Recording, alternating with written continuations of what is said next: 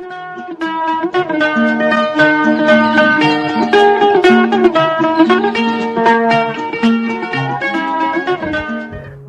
आदाब दोस्तों, आपके साथ मैं हूं फराज और चैनल फिल्मी फराज है। यहाँ बातें फिल्मों की होती हैं।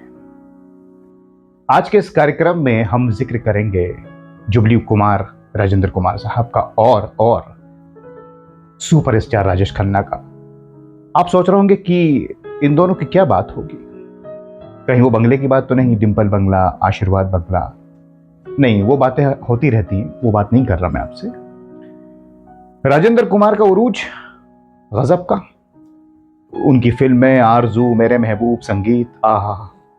मुझे प्यार की जिंदगी देने वाला, कि तुम मेरी जिंदगी हो, कि तुम मेरी बंदी, हमसे बच कर कहाँ जाइएगा मेरे महबूब, तुझे मेरी हुस्न जरा जाग, तुझे इश्क जग, गुस्ताखी माँ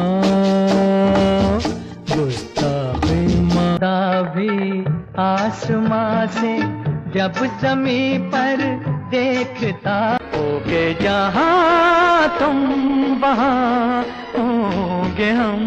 है जो सपनों में आया, कौन है जो दिल में समाया है, तुमसे प्यार मुझे मेरे राज़दार। बहारों फूल बरसाओ मेरा महबूब, मेरे महबूब तुझे। और फिर 60 का दशक जब धीरे धीरे खत्म हो रहा था तो फिर दूसरे हीरो परवान चढ़ गए, मनोज कुमार, धर्मेंद्र, शशि कपूर, संजय खान, और फिर राजेश खन्ना की एंट्री, और उसके बाद फिर एक इतिहास है। तेरे लिए ही 7 रंग के सपने चुने, और कुछ देर ठहर, और कुछ देर न जा, मेरे सपनों की रानी कब आएगी तू, आई रुत मस्तानी, जिस गली में तेरा घर न हो बालमा, जिंदगी एक सफर है सुहाना, यहाँ कल क्या हो, सुख की हर एक माला खुद। राजेंद्र कुमार ये जिक्र करते हैं दोस्तों कि उन्होंने अपने बुजुर्ग कलाकारों को देखा किस तरह से वो पैसे पर ज्यादा फोकस नहीं करते थे और बाद में उनके हालात अच्छे नहीं रहे। ये मानना रहा राजेंद्र कुमार जी का कि एक वक्त होता है सबका, एक हीरो का, एक हीरोइन का, और जब दूसरे लोग आए तो फिर खूबसूरती थे बाहर हो जाना चाहिए या फिर कैरेक्टर रोल्स करने चाहिए, फिल्म पैसा हो तो फिल्म प्रोड्यूस करें। राजेंद्र कुमार भी समझ गए जब उनकी फिल्में कम चल रही थी, वो अमन हो या अनजाना हो, कि अब फिल्मों में पैसा लगाया जाए, फिल्में बनाई जाए, फिल्मों से तो जुड़े रहेंगे। उरूज हम देख चुके, क्योंकि वो अपने सीनियर आर्टिस्ट का जो हाल है वो देख चुके थे। लिहाजा राजेंद्र कुमार ने रोज मूवीज के नाम से कंपनी बनाई, फिल्म कंपनी, जिसमें उनके बेटे बहुत छोटे थे, बंटी कुमार गौरव, उनके नवासे, और उनकी वाइफ, राजेंद्र कुमार जी की वाइफ के जो कजिन थे बहल साहब, उनको शामिल किया और तय किया कि हालांकि वो प्रेजेंटर पहले बन चुके थे, फूल और पत्थर फिल्म हो या ओबी रलन साहब की तलाश हो, बहरहाल राजेंद्र कुमार ने तय किया कि फिल्म बनाएंगे द ट्रेन। रविकांत नागेश से डायरेक्ट करवाएंगे, जो फर्स्ट जैसी थ्रिलर फिल्म डायरेक्ट कर चुके। लिहाजा नजर गई राजेश खन्ना पर। अब ये 1968 की बात है, जब राजेश खन्ना स्ट्रगल कर रहे थे, उनकी फिल्में नहीं चल रही थी, वो राज हो या आखिरी खत हो। 69 में फिर कमाल हुआ, लेकिन जब 1968 में राजेंद्र कुमार पार्क ही रहे शुरू ही से, वो स्क्रिप्ट चुनते थे जिसमें दम होता था। ऋषि दा ने भी कहा था ना साधना से कि मेरे महबूब कर लो, क्योंकि राजेंद्र कुमार कर रहा है, वो अच्छी स्क्रिप्ट पर ही काम करता है। सूरज फिल्म का पहले ही से बोल दिया था कि इस फिल्म को बनाइए, चलेगी। खैर, राजेंद्र कुमार समझ गए थे कि अब एज अ हीरो उन्हें ज्यादा नहीं चलना, तो फिल्म बनाते हैं। रोज मूवीज बनाई और द ट्रेन फिल्म का ऐलान किया, और राजेंद्र कुमार ने कहा कि राजेश खन्ना को लेंगे, इस लड़के में कुछ दम है। पहले ही वो समझ गए कि ये लंबी रेस का घोड़ा है। लिहाजा फिल्म की बात बनी और फिल्म पर काम शुरू हुआ। अब नंदा जी जो इस फिल्म में हीरोइन रही वो इत्तेफाक में भी थी राजेश खन्ना साहब के साथ। वो बताती हैं कि जब द ट्रेन की शूटिंग शुरू हुई उनके जो बंगला था उसके घर के पास बस स्टॉप में, तो पब्लिक जो खड़ी होती थी कम लोग खड़े होते थे और पूछते थे नंदा जी से नया लड़का कौन है। बाद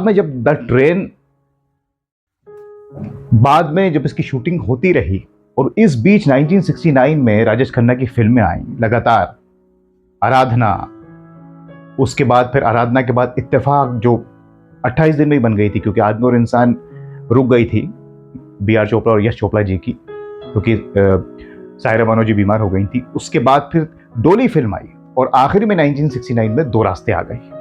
बस राजेश खन्ना और उरूज पर। अब इधर देखिए चल रही है द ट्रेन की शूटिंग चल रही है, राजेश खन्ना सुपरस्टार। अब इसका फायदा राजेंद्र कुमार को उनकी फिल्म द ट्रेन को भी मिला। क्यों? क्योंकि पहले ही राजेंद्र कुमार साहब समझ गए थे कि राजेश खन्ना में दम है और ये साबित हो गया। अब जब द ट्रेन की शूटिंग नंदा जी कर रही थी पहले और बाद में इन फिल्मों के सुपरहिट होने के बाद, तो पब्लिक बहुत इकट्ठा होती थी और राजेश खन्ना के लिए मामला उल्टा हो गया। ये नंदा जी ने अपने इंटरव्यू में दोस्तों बताया है।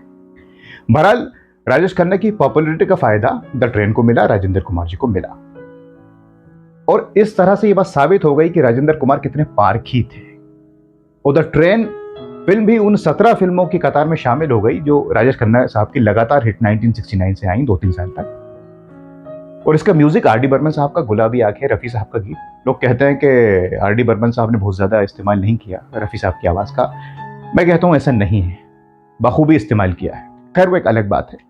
गुलाबी आंखें जो तेरी देखी, शराबी ये दिल में मेरे, ख्वाब तेरे तस्वीरें जैसे हो दीवार।